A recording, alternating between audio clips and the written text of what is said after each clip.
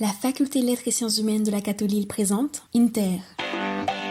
FLSH SH LSH. LSH FLSH Views. Bonjour à tous, vous écoutez Interviews, le podcast de la FLSH qui t'emmène découvrir l'intérieur du campus de l'Université catholique de Lille à travers diverses interviews. Je m'appelle Rosmita Pimon, je suis en 2e année de la licence MCC de la Cato et je suis là pour te faire découvrir ma faculté. Allez, viens avec moi. Tu vois qu'il y a des écoles aux frais scolarité qui vont au-delà des 10 000 euros à l'année. La bourse me permet d'étudier, de ne pas me limiter en fait dans mes études surtout. Si j'avais pas eu la bourse, j'aurais probablement soit arrêté, soit été dans le public, soit je serais allé travailler. Tout comme Adrien, un étudiant qui est dans le même cursus et la promotion que moi, je ne serais pas dans cette université si jamais je n'avais pas eu d'aide financière. Pour ma part, je cumule la bourse du Crous, les jobs étudiants et un prêt. Adrien est dans un cas de figure similaire au mien. Et Lina, la 2e étudiante venue témoigner, est dans une situation un peu différente de la nôtre. Tu te retrouveras peut-être dans l'un de nos témoignages. Comme d'habitude, un membre de l'administration apportera des informations supplémentaires à nos prises de parole. Cette semaine, c'est Madame Steno. Si tu souhaites te renseigner sur les moyens de financer tes études à la FLSH car le prix est trop élevé pour toi, alors tu es au bon endroit. Que ce soit tes parents ou toi qui paies tes études, écoute bien la suite car on va te partager les renseignements qui te seront nécessaires afin de faciliter le paiement de ta scolarité. On va bien sûr parler de la bourse du Crous, de celle interne à la Cato comme la bourse au mérite ou encore de la bourse émergence Arelli. En plus de cela, nous allons aborder le sujet des jobs étudiants et celui des prêts. Pour cet épisode, je vous préparais une petite série de quiz sur la thématique du jour. Les réponses se dissimulent dans les interventions de nos 3 invités. Voici le premier. À combien s'élève le pourcentage de boursiers Crous à la faculté Lettres et Sciences Humaines ? 8%, 28% ou 48%. Dans ce pourcentage est compris Adrien. Je vous laisse l'écouter à propos de ce sujet. Alors pour venir à la fac, j'ai 2 aides financières. Même 3 au final parce que j'ai la bourse sur critères sociaux, donc la bourse du Crous. Donc cette année je suis échelon 4, ce qui permet une réduction des frais de scolarité de la Cato, donc ça on va dire que c'est ma 2e aide. Pourquoi tu as choisi la Cato justement ? Au début j'avais un choix d'orientation qui était Sciences Po Paris, c'est pour ça que j'avais toutes ces bourses etc. Donc je devais aller là-bas, il se trouve que financièrement ça suivait quand même pas la route. J'ai dû renoncer à Paris. J'avais fait des vœux d'orientation sur Parcoursup dans le public. J'avais sélectionné ça, que j'avais refusé au final, du coup, parce que j'avais eu l'opportunité Sciences Po. Et du coup, je me suis retrouvé dans une situation où j'avais plus accès au public. Et j'ai dû trouver une licence, et j'ai trouvé la Cato. Comme j'étais accompagné financièrement, je me suis dit, c'est envisageable. Donc c'est pour ça que je suis venu à la Cato. J'ai proposé à Madame Steno de participer à cette émission pour une raison bien précise. Je la laisse se présenter et compléter ce sujet. Alors, je suis Séverine Steno, je suis responsable administratif et financier de la Faculté des Lettres et Sciences Humaines. Je suis responsable des inscriptions et je viens en aide aux étudiants en difficulté financière à l'université. Généralement, les demandes de bourse se font avant même d'intégrer notre établissement et souvent, quand les étudiants, avant de s'inscrire chez nous, nous posent des questions quant aux frais de scolarité, on renvoie systématiquement sur le site du Crous pour faire une simulation, voir s'ils auraient droit à la bourse du Crous. Certains étudiants qui n'étaient pas boursiers au lycée pensent que systématiquement ils ne seront pas boursiers à l'université, alors que ce ne sont pas du tout les mêmes critères et nous pouvons avoir des étudiants non boursiers au lycée qui le sont à l'université. Donc, savez-vous à combien s'élève le pourcentage de boursiers à l'université, donc à la FLSH plus précisément ?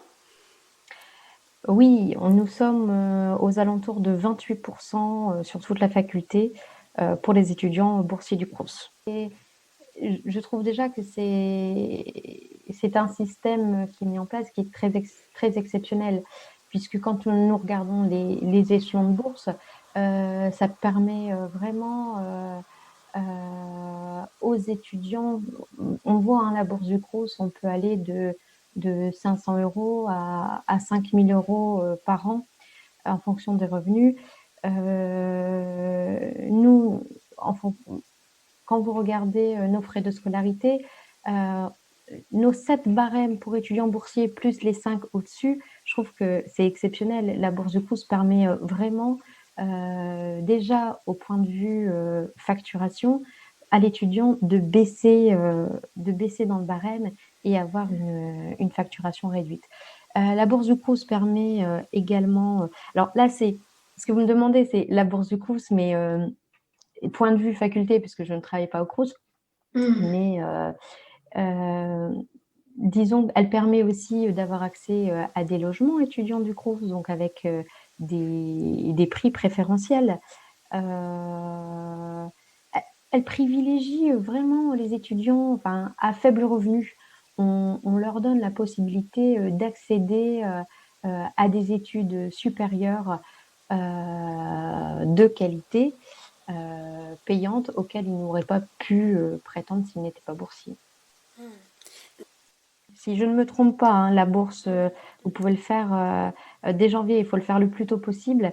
Et ce que les étudiants ne savent pas forcément, c'est qu'il faut renouveler la bourse tous les ans. Il faut refaire la demande tous les ans. Ce n'est pas systématique. L'inclusion pour favoriser la diversité et l'égalité des chances. C'est ce que la bourse de Crous permet et que renforce l'Université catholique de Lille avec son fonctionnement en interne. 28% de boursiers, ce n'est pas rien. Tu ne peux pas avoir la bourse du Crous? Ne t'inquiète pas, il existe d'autres aides. Adrien, vis-à-vis des autres étudiants de l'université, est-ce un problème d'être un étudiant boursier? Alors, clairement, j'ai pas du tout ressenti de problème par rapport au fait que je sois boursier ou que je ne le sois pas. Enfin, moi, je suis boursier, j'ai reçu aucune remarque par rapport à ça. Après, bon, c'est pas vraiment quelque chose qu'on dit tout de suite et tout. Enfin, que je sois boursier ou non, ça change rien en fait. Je suis étudiant, point barre, tu vois. Donc, voilà, ça change rien du tout. Est-ce que en rentrant à la Cato, tu avais un préjugé par rapport aux élèves que tu pouvais trouver? Je vais pas te cacher, ouais, un peu. Et quand je suis arrivé à la Cato, j'avais un peu des a priori parce que j'ai fait que du public et j'ai fait du public en ZEP. J'ai trouvé que c'était incroyable comme établissement, c'est d'une richesse folle. Et du coup, voilà, moi j'ai appris dans ce milieu-là et je me sens bien dans ce milieu-là. Là, je passais sur du privé dans un établissement qui était, un peu huppé, tu vois. En tout cas, qui a cette image-là. Pas avec tout le monde, mais avec certaines personnes, tu sens que, voilà, t'es pas vraiment du même monde, tu vois. Je grossis les traits, mais c'est un peu ça. Après, je m'arrête pas à ça du tout, tu vois. Genre, c'est pas un obstacle. En tout cas, c'est pas un obstacle. Clairement pas.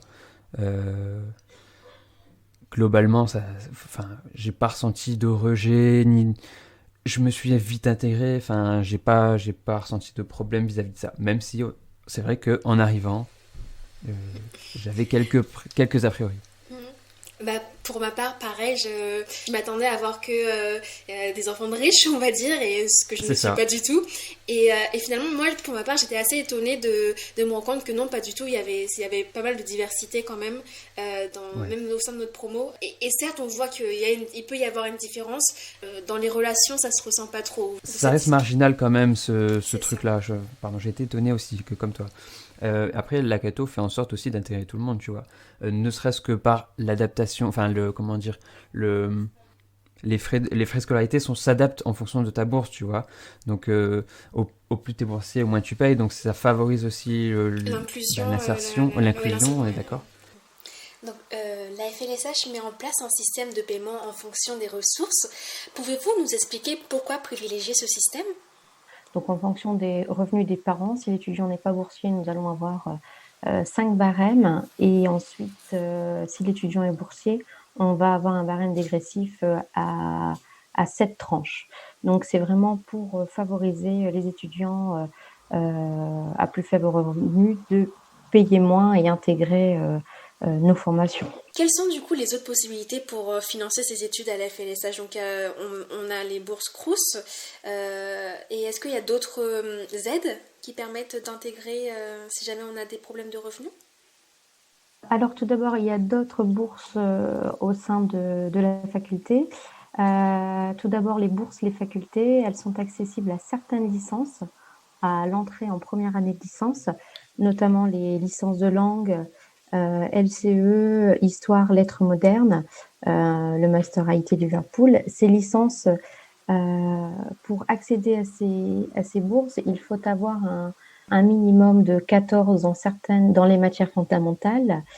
Et avoir un revenu inférieur à 80 000 euros annuels, c'est bien ça? Tout à fait. D'accord. Donc ça permet déjà aux personnes qui ont un revenu inférieur 80 000 euros. et qui ne seraient pas boursiers d'avoir une bourse les facultés pour intégrer notre université. Nous avons ensuite la bourse Ferron-Vro. Alors la bourse Ferron-Vro, c'est une bourse à l'échelle globale de l'université. Il y a 20 bourses réparties sur toutes les facultés. Elle est accessible aux étudiants boursiers aux échelons 6 et 7 des collèges et lycées, et il faut également être boursier du Crous. Quelquefois dans la vie, il arrive des événements inattendus. Donc si cela arrive à un des élèves de la faculté et que du coup ça l'empêche de continuer à payer les frais de scolarité, est-ce qu'il y a des choses qui sont mises en place pour pouvoir faire face à cet imprévu pour continuer à financer? Oui, bien sûr. Alors, nous avons une commission d'aide et solidarité qui se réunit tous les mois. Donc, les étudiants sont invités à vite faire connaître leur situation. On peut étudier leur dossier, vérifier ce qui s'est passé, un changement de situation, une perte d'emploi du parent, une baisse de revenus, il se peut un décès dans la famille, une maladie qui impacte justement le fait de pouvoir payer la scolarité. Nous, on étudie le dossier, on le passe en commission et il y a des aides qui sont accordées, bien sûr. D'accord. Deuxième question, c'est juste un oui ou non. Donc, est-il possible de demander la bourse Émergence Areli jusqu'en L2 en ayant vécu moins d'1 an à Lille? Je ne sais pas toi, mais il y a encore un mois, je ne connaissais pas du tout cette bourse. Ce n'est pas le cas d'Adrien, puisqu'il l'a intégrée dès la fin de son lycée. Mais qu'est-ce que c'est précisément? Alors, le dispositif Émergence, je l'ai connu grâce à mon école, enfin mon lycée.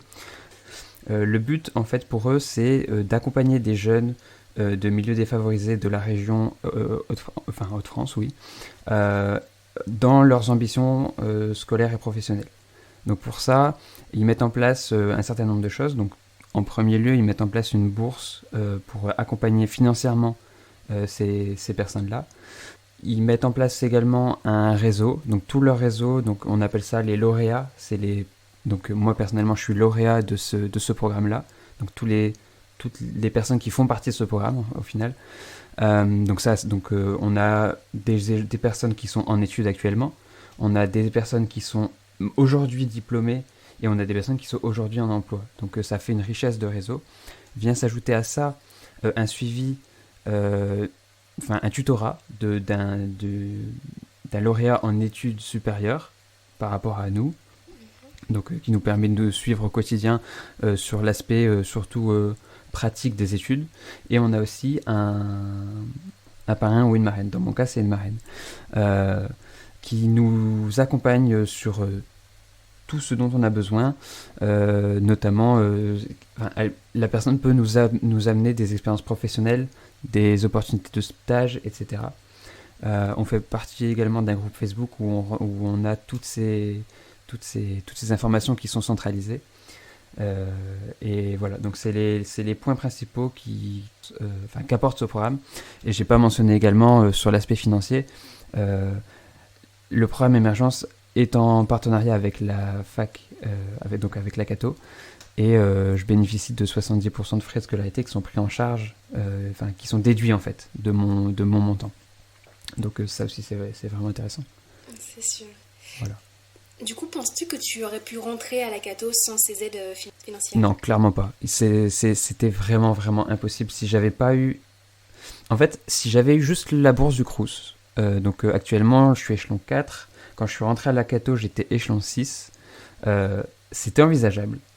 Mais c'était ric-rac, enfin, je veux dire, c'était tout juste, quoi. Ça payait, enfin, la bourse payait mes études, point barre. J'étais tout juste. Le fait qu'il y ait Arel, qu'il y ait tout ça, enfin, donc, ça permet de, moi, d'avoir aussi des certaines conditions de vie aussi, tu vois. Donc, pouvoir, quand je suis à la fac, pouvoir manger au midi, etc. Donc, Est-ce que justement par rapport au dispositif, la bourse émergence, tu dois effectuer oui. des contreparties pour maintenir cette bourse? Alors oui, j'ai des contreparties. Euh, Le but de ce programme, l'essence même du programme, c'est de créer un cercle vertueux. Donc dans ce contexte-là, il nous demande d'effectuer une action citoyenne bénévole régulière, enfin qui a un impact. Ça peut être n'importe quoi, ça peut être du soutien scolaire, ça peut être des maraudes, ça peut être vraiment n'importe quoi. On a de, d'activités bénévoles différentes en fonction des différents lauréats. Et personnellement, je sais que ma première année, j'ai fait du soutien scolaire au sein de mon lycée. Donc avec un ami qui est lui aussi lauréat, on a créé un soutien scolaire dans mon lycée. On avait ce système-là. Cette année, je participe beaucoup plus à des maraudes, je crée des actions et je participe à des actions. Donc ça, c'est la première contrepartie. La deuxième contrepartie, c'est aussi de faire vivre le programme. Interagir avec le groupe Facebook. Quand on a des opportunités de stage, c'est de les distribuer aussi au réseau. C'est également de faire fonctionner les relations de tutorat et de parrainage. Il faut impérativement qu'on ait des contacts avec nos parrains, par exemple, parrains marraines, qu'on ait des échanges avec eux pour encore une fois, créer du lien. C'est vraiment l'idée, c'est de créer du lien entre les gens. Et donc ça, c'est les contreparties. Et de mémoire, il n'y en a pas d'autres. Si, par contre, il y a une autre contrepartie, évidemment, c'est d'étudier, c'est d'être en études. Voilà. Pour intégrer ce programme, on a un système de sélection. Ça se fait en premier lieu par dossier, il me semble. Donc c'est tout un dossier à remplir en ligne, etc. Un formulaire qui prend un peu de temps, mais c'est des informations factuelles. Ensuite, on a un certain nombre d'entretiens, d'exercices de paroles, etc. Enfin, des entretiens de motivation, enfin, un certain nombre d'étapes. Il me semble que c'est 2 ou 3. Donc c'était vraiment bien fait en plus. Donc on a ça. Et parmi les conditions d'accès, il faut donc 1. Être boursier, évidemment, et 2. Obtenir une mention au baccalauréat. Donc que ce soit assez bien, bien ou très bien. Dans mon cas, c'était une mention bien, mais voilà, il faut obtenir une mention au bac et s'engager à faire des études, tout simplement. Lina aussi fait partie de ce programme, mais depuis combien de temps? Elle va nous le dire. Moi, je m'appelle Lina, je suis en deuxième année de MCC de licence de médias, culture et communication à l'Université catholique de Lille. Et j'ai 19 ans, voilà. Quelle aide financière as-tu obtenue pour l'accès à l'université? J'ai eu la bourse du Crous et là, je bénéficie du programme Émergence, de la bourse du programme Émergence. Le programme Émergence favorise plus les lycéens qui vont aller dans le supérieur, donc ceux qui passent leur bac vraiment l'année où ils postulent. Et si je me trompe pas, j'ai pas envie de trop dire de bêtises, mais si je me trompe pas, la limite pour le programme Émergence, c'est en L2. Tu peux postuler jusqu'en L2 parce qu'après, ils vont te payer que 3 ans. Je sais plus exactement les raisons, mais c'est L2 maximum, donc il y a beaucoup moins de place pour les gens qui sont déjà dans le supérieur, mais tu peux largement être prise. Moi, j'ai postulé en L1, donc j'étais déjà en supérieur et j'ai été prise. Il y a d'autres personnes qui avaient déjà commencé leur études supérieures et qui ont été aussi prises, donc c'est pas parce que tu es en supérieur que tu ne vas pas être prise. Si je me trompe pas, je bénéficie, c'est 5 ans maximum, donc du lycée jusqu'à la fin de tes études supérieures, donc jusqu'au master 2 ou si tu prends un master. Donc moi, je crois que c'est 4 ans, 4-5 ans là. Je crois que la condition au départ pour y avoir accès, c'est il faut au moins résider 1 an sur la région lilloise. C'est ça, on peut faire les études n'importe où en France, mais tu dois, oui, résider dans le nord de la France, donc ça va Calais à Lille, si je me trompe pas. Pendant 1 an, et après on peut le quitter bien sûr pour ses études, mais pendant 1 an au moins. C'est ça. Qu'est-ce que ça t'apporte, cette bourse? Quand tu es prise, en fait, tu es encadrée par un parrain qui est en fait un professionnel. Exemple, moi, mon parrain, il travaille chez M comme Mutuelle. Mais en fait, voilà, il t'encadre et il te montre la vie professionnelle, il t'aide pour tes stages, l'alternance ou même si tu as besoin d'un boulot. Pour la conserver, il faut qu'on ait une activité associative assez régulière quand même. Exemple, moi, je fais partie des Petits Frères des Pauvres, donc une association qui rend visite à des personnes âgées. Donc chaque 2 semaines, là, parce que je suis toute nouvelle, donc bon, chaque 2 semaines, je dois rendre visite à quelqu'un. Et avoir quand même une bonne moyenne. Si tu as 14 de moyenne en S1 et d'un coup en S2 tu passes à 7, ils vont te demander pourquoi, ils vont faire tout ça pour t'aider. Ils demandent pas grand chose, mais il faut les faire quand même. Est-ce que vis-à-vis des autres, est-ce un problème d'être un étudiant boursier ou pas? Non, parce que t'as la bourse, c'est comme ça. Même si on voudrait tous être riches, avoir une Lamborghini, une super grande maison et tout ça, bon, c'est pas la réalité, mais non, c'est pas il n'y a pas de discrimination ou de ça, non. Donc, j'espère que tu as bien retenu que tu peux obtenir la bourse émergence Arelli à la fin du lycée si tu résides dans la région lilloise ou jusqu'en 2e année, à condition que tu résides depuis au moins 1 an dans la région. Question suivante. Le prêt, on peut le rembourser soit pendant nos études, soit après les études ou les deux. Que pensent mes invités de cette alternative? J'ai envisagé le prêt, notamment quand c'était question de Sciences Po, parce que du coup j'étais sur Paris et tout, c'était pas le même, le même coût de la vie, enfin forcément. Je l'ai pas fait le prêt pour mes études, parce que là ça s'y prêtait, enfin j'en avais plus besoin pour mes études, mais il était dans mon esprit, et je suis content quand même de pas y avoir eu recours. Parce que pour toi, quels sont les points positifs et négatifs du prêt? Alors, les points positifs, c'est que du coup, ça permet de avoir des projets. Donc là, en l'occurrence, c'est un projet d'études. Donc c'est bien parce que ça débloque des fonds rapidement et tout. Mais il faut le rembourser, quoi. Et donc, que ce soit un remboursement mensuel qui est plus ou moins élevé, ça te prend une partie de tes revenus mensuels. Et si jamais tu prends un prêt qu'il faut rembourser quand tu es en emploi, tu arrives directement en emploi avec un prêt Enfin, c'est un boulet au pied, quoi. Tu vois ce que je veux dire? Enfin, c'était pas la solution la plus optimale, mais je pense que c'est quand même un moyen d'accéder à ces études, même si on peut l'éviter, il faut l'éviter. C'est très personnel, mais le prêt, j'aime pas beaucoup faire des prêts et tout ça parce que c'est quand même sur du long terme et comme tu sais pas ce qui va se passer demain, tu sais jamais ce qui se passe demain, donc je préfère toujours éviter les prêts, même si si je dois en faire un et que je suis obligée, je vais pas dire non. Que pensez-vous des prêts pour financer les études? Je pense que c'est une très bonne alternative. Ça permet de soulager l'étudiant, puisque nous avons parfois, c'est les parents qui financent les études, parfois c'est les étudiants. Nous, nos frais de scolarité sont basés sur les revenus imposables des parents. Donc dans le cas où c'est un étudiant qui paie ses frais de scolarité lui-même, c'est vrai que les prêts étudiants sont une très bonne alternative étant donné que, les taux sont très préférentiels et qui permettent, d'échelonner la «dette» entre guillemets, le plus longtemps possible et donner une bouffée d'air frais, à l'étudiant.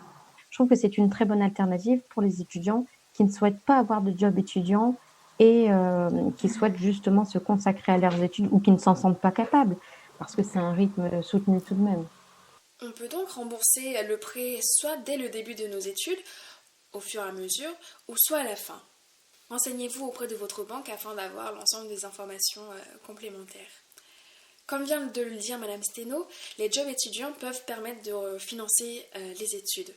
L'université en propose d'ailleurs plusieurs. Pour l'avant-dernière question, pensez-vous que tous les étudiants de Lille peuvent postuler à ces jobs ou est-ce réservé aux étudiants de l'université ? Nous avons des jobs étudiants, nous avons besoin de personnel en renfort, notamment dans les équipes de communication, les équipes des services inscription, donc pour toute la période de mai à septembre-octobre. Nous favorisons nos étudiants et nous offrons des jobs étudiants à nos étudiants. Nous ne prenons pas d'extérieur, nous ne prenons pas de CDD, justement pour favoriser et aider nos étudiants à financer leurs études. Nous publions les annonces sur l'Agora en précisant bien les dates, le nombre d'heures, les disponibilités des étudiants et les missions à effectuer. Donc chaque étudiant candidate comme pour un job normal, CV, lettre de motivation, et ensuite nous étudions leur candidature. Sachant qu'un étudiant qui va candidater chez nous, nous regardons aussi tout de même dans quelle filière il est, afin de ne pas le mettre en difficulté au niveau de son emploi du temps si ça chevauchait avec.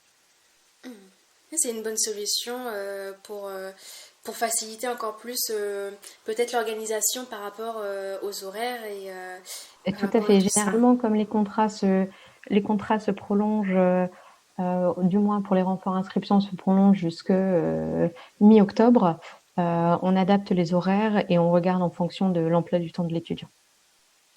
Je crois que ça peut être autant du coup la bibliothèque de l'université. J'avais vu passer des offres d'emploi par rapport à ça, à la radio Radio UCL. Quelquefois, il y a aussi des possibilités, ou à l'accueil aussi, et en tant qu'ambassadeur.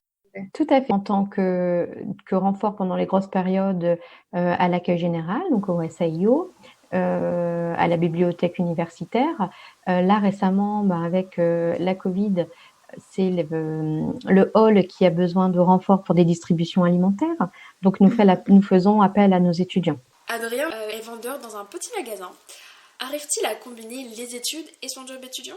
Là, j'ai un statut d'intérim, c'est en Belgique. On a des disponibilités qui sont variables. Donc, dans mon cas, je sais que je mets mes disponibilités le week-end. Donc, parce que je sais que j'ai pas cours le week-end, forcément. La semaine, je suis moins disponible. Et je peux aussi mettre des disponibilités les jours fériés. Je peux mettre des disponibilités pendant les vacances scolaires. Et du coup, ça me permet d'avoir un rythme de travail, école qui un emploi du temps qui se coordonne. Voilà, c'est ça. Ça se coordonne assez bien. Donc voilà, c'est pour ça que ça me plaît. Et puis, le niveau des revenus, ça permet aussi de mettre du beurre dans les épinards, comme on dit. Nous arrivons à la fin de l'émission, mais avant de conclure, je vais vous poser une dernière petite question. Combien existe-t-il de bourses au mérite ? Uniquement la bourse au mérite par rapport au bac ? Uniquement la bourse au mérite interne à la Cato ? Ou les deux propositions ? Tu le sais peut-être, mais tu peux obtenir une bourse au mérite si jamais tu es boursier et que tu obtiens une mention très bien au bac. Ceci n'est pas fait de façon systématique, cela dépend de ta région et du pourcentage d'élèves pouvant y prétendre l'année en question. Les élèves ayant le plus de difficultés financières sont prioritaires. C'est versé chaque mois en même temps que la bourse du Crous, et c'est là durant 3 ans. Je peux vous dire que c'est un vrai plus lorsque tu as la chance de l'apercevoir. Sais-tu que l'université met en place elle aussi un système de bourse au mérite ? Madame Steno nous explique tout cela. La bourse au mérite, ce n'est pas une démarche que l'étudiant va faire auprès de nos services. La bourse au mérite, effectivement, nous regardons les étudiants boursiers et nous allons nous-mêmes prendre les étudiants de la faculté, que ce soit en première année de licence, en deuxième année de licence, en troisième année de licence. Nos étudiants dès actuels, on va sélectionner les meilleurs. On va regarder un petit peu leur dossier, leur engagement au niveau de l'université et on va nous-mêmes choisir certains étudiants que nous sélectionnons, que nous envoyons auprès de la commission, auprès de la fondation de la Cato, qui eux vont décider du montant des bourses allouées à certains étudiants. Donc on est au courant une fois que c'est versé sur... Tout à fait. Non, C'est la surprise, non? c'est la surprise en fait. Nous recevons la réponse, nous contactons l'étudiant qui est très très très surpris parce qu'il n'a pas fait la demande. Nous contactons l'étudiant pour l'inviter à la cérémonie de remise des bourses, les facultés par les fondations. Où peut-on vous retrouver à l'université si jamais on a besoin d'avoir des conseils justement sur l'accès aux bourses? Alors, moi, je suis au service de la faculté des lettres et sciences humaines, au 3e étage, et mon bureau se trouve... Au bureau HA 332, c'est bien ça? Tout à fait. Voilà, c'est la fin de cet épisode. J'espère que mes invités et moi-même t'avons un peu éclairé sur les différentes possibilités pour te permettre de financer ta scolarité au sein de notre établissement. Adrien, Lina et moi venons de te prouver que c'est possible de suivre les études que tu souhaites en ayant recours à une ou plusieurs de ces solutions. On peut éviter de se priver d'une formation par manque de ressources financières. Si tu es déjà à la faculté Lettres et Sciences Humaines et que tu souhaites compléter ces informations, n'oublie pas que tu peux aller voir Madame Steno. Vers quelle solution te tourneras-tu? Sûrement celle qui s'adapte au mieux à ta situation. C'était le 4e épisode de cette émission. N'hésite pas à aller découvrir les précédents épisodes sur les séjours à l'étranger par exemple, les stages ou encore celui sur l'orientation. Je remercie l'ensemble de mes invités du jour. À bientôt pour un prochain interview. Pourquoi pas hésiter à avoir une bourse ou même à chercher d'avoir des aides financières, etc. Parce que ça te permet d'étudier dans des endroits que t'aurais peut-être pas pu faire si t'avais pas eu ces aides. C'est des trucs bêtes, mais je sais très bien que si j'avais pas eu la bourse ou si j'avais pas pu bénéficier du programme Arelli, je serais pas là aujourd'hui. Alors, la bourse du Crous et toutes les autres bourses permet pour moi de réduire les différences sociales, permet de mettre les étudiants plus ou moins sur la même égalité au niveau du financement de leurs études et de donner une chance aux personnes aux plus faibles revenus vraiment d'accéder aux études supérieures et sans qu'ils doivent faire un trait sur une carrière souhaitée, rêvée. Alors, pour moi, la bourse représente une opportunité. Elle me permet, moi, de faire mes études et de ne pas me limiter, en fait, dans mes études, surtout. Si j'avais pas eu la bourse, j'aurais probablement soit été dans le public, soit j'aurais peut-être arrêté les études. Donc, la bourse me permet de continuer mes études et de les avoir envisagées, surtout. Un podcast de la Faculté des Lettres et Sciences Humaines de l'Université catholique de Lille, animé et réalisé par Rosmita Pimon, étudiante en licence Médias, Culture et Communication. Une émission enregistrée sur Radio UC Lille, la radio pédagogique digitale de l'Université catholique de Lille. Inter. FLSH. SH. FLSH. LSH. FLSH. Views. La faculté